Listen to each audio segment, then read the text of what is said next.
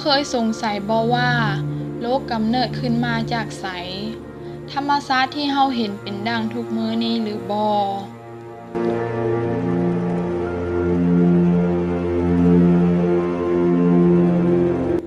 การกำเนิดของหน่วยโลกนั้นในสมัยยังบ่ทันได้มีวิทยาศาสตร์มนุษย์เฮาเชื่อว่าโลกแม่นเทพเจ้าหรือผู้ศักดิ์สิทธิ์เป็นผู้สร้างขึ้น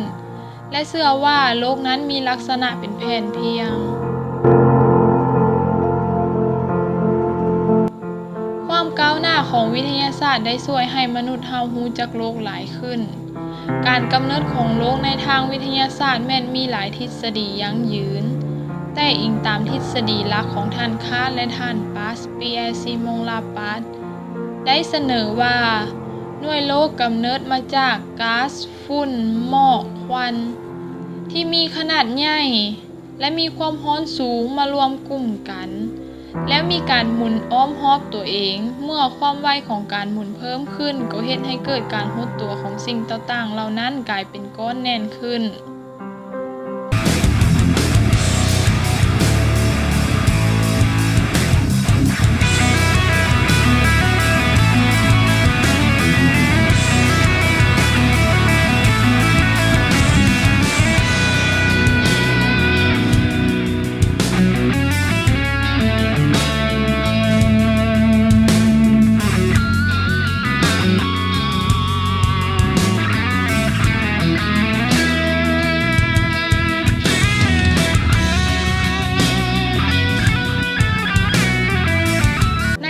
ที่มันเย็นตัวลง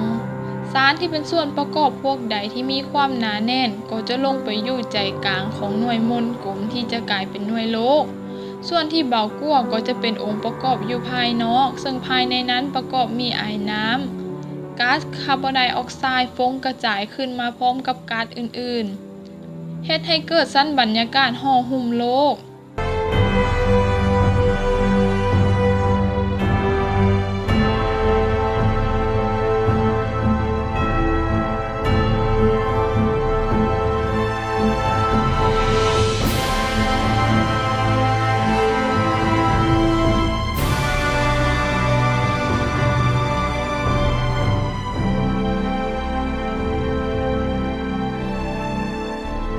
เมื่อโลกเย็นตัวลง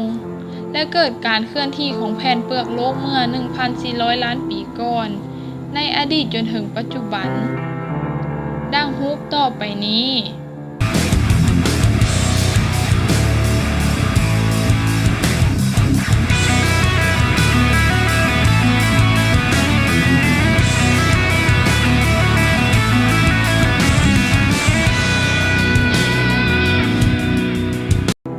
และนี้ก็แม่นการกำเนิดโลกที่มนุษย์เฮาอาศัยอยู่ในปัจจุบัน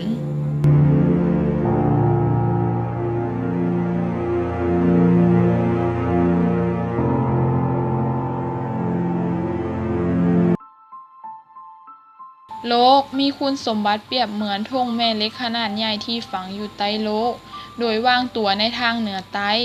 และแผ่ธงแม่เหล็กออกปกคลุมโลกเอิ้นว่าธงแม่เหล็กโลกธงแม่เหล็กโลกเกิดมาจากปรากฏการณ์ไดนาโมหรือการหมุนเวียนเฮ็ดให้เกิดการชักนำไฟฟ้าขึ้นจนเกิดเป็นธงแม่เหล็กอยู่อ้อมห้อมแม่เหล็กมีธงแม่เหล็กและธงแม่เหล็กจัดเรียงกันอยู่เป็นเส้นๆทิศของเส้นแม่เหล็กแม่นมีทิศออกจากขั้วเหนือเข้าหาขั้วใต้เทียบกับตัวจริงในชีวิตประจำวันเฮาจะสังเกตเห็นกังหันลมกังหันน้ำเครื่องปั่นไฟและอื่นๆล้วนแล้วแต่มีการหมุนเวียนจนก่อให้เกิดการชักนำไฟฟ้าหรือที่พวกเฮารู้จักกันในนามไฟฟ้าพลังงานน้ำไฟฟ้าพลังงานลมฉะนั้นเฮาจึงสามารถสรุปได้ว่าธงแม่เหล็กโลกเกิดมาจากปรากฏการณ์ไดนาโมหรือการหมุนเวียนเฮ็ดให้เกิดการชักนำไฟฟ้าขึ้นจนเกิดเป็นธงแม่เหล็กธงแม่เหล็กโลกเป็นรูปวงรีบ่สมดุลย้อนอิทธิพลของลมสุริยะเฮ็ดให้ด้านที่ใกล้กับดวงอาทิตย์มีความกว้างน้อยกว่าด้านที่ตรงกันข้ามกับดวงอาทิตย์ธงแม่เหล็กโลกบ่แม่นสิ่งที่คงที่แต่มีการเปลี่ยนแปลงความเข้มและมีการสลับขั้วเหนือใต้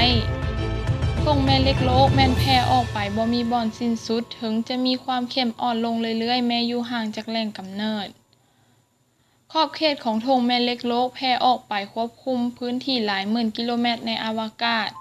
ซึ่งมีชื่อว่าแมกนีโตสเฟียร์ธงแม่เหล็กโลกมีประโยชน์ที่เบิ่งบ่เห็นคือ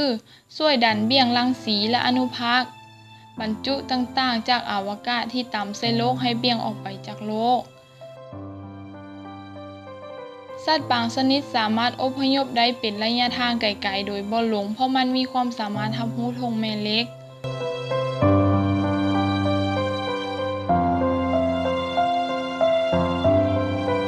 มนุษย์เฮานำสายธงแม่เหล็กโลกหลังจากที่พบว่าเมื่อวางแท่งแม่เหล็กลงเทิงวัตถุปลายแหลมเพื่อให้หมุนได้ตามหน้าเพียงอิสระ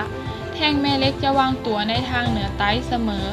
ซึ่งเป็นหลักการในการสร้างเข็มทิศเพื่อบอกทิศทาง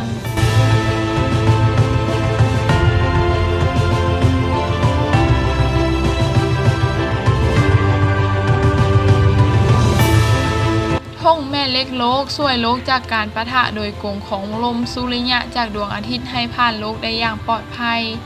ป้าลงเหลือไว้เพียงแต่แสงออโรราที่คล้ายคือผ้ากั๊งเฮืองแสงขนาดใหญ่ที่ผิวไหวงดงามดำภาพศิลปะเทิงท้องฟ้าให้เฮาได้ชื่นชมความงดงามเท่านั้นแม่เหล็กมีทั้งเกิดขึ้นในธรรมชาติและมนุษย์ผลิตขึ้นหรือแม่เหล็กเทียมแม่เหล็กเกิดในธรรมชาติแม่นแห่เหล็กที่มีอยู่ในธรรมชาติที่มีแมกนีไตแม่เหล็กมี2ประเภทคือแม่เหล็กถาวรและแม่เหล็กชั่วคราวในนี้เราจะเว้าแต่แม่เหล็กถาวรแม่เหล็กถาวรแม่นแม่เหล็กที่รักษาคุณลักษณะของแม่เหล็กได้ตลอดไปอยู่อ้อมรอบท่อนแม่เหล็กมีธงแม่เหล็กและธงแม่เหล็กจัดกันอยู่เป็นเส้นๆทิศของเส้นแม่เหล็กแม่นมีทิศออกจากขั้วเหนือเข้าหาขั้วใต้สรุปรวมแล้วอยู่อ้อมธงแม่เหล็กจัดกันอยู่เป็นเส้นๆทิศของเส้นแม่เหล็กแม่นมีทิศออกจากขั้วเหนือเข้าหาขั้วใต้และโลกก็แม่นแม่เหล็กอันหนึ่งซึ่งเอิ้นว่าธงแม่เหล็กโลกเส้นแห้งแม่เหล็กของแม่เหล็กโลกแม่นมีทิศออกจากขั้วใต้เข้าหาขั้วเหนืออยู่อ้อมรอบท่อนแม่เหล็กมีธงแม่เหล็กดังนั้นเพิ่นจึงเปรียบเทียบได้ว่าด้วยโลกก็แม่นท่อนแม่เหล็กขนาดใหญ่อันหนึ่ง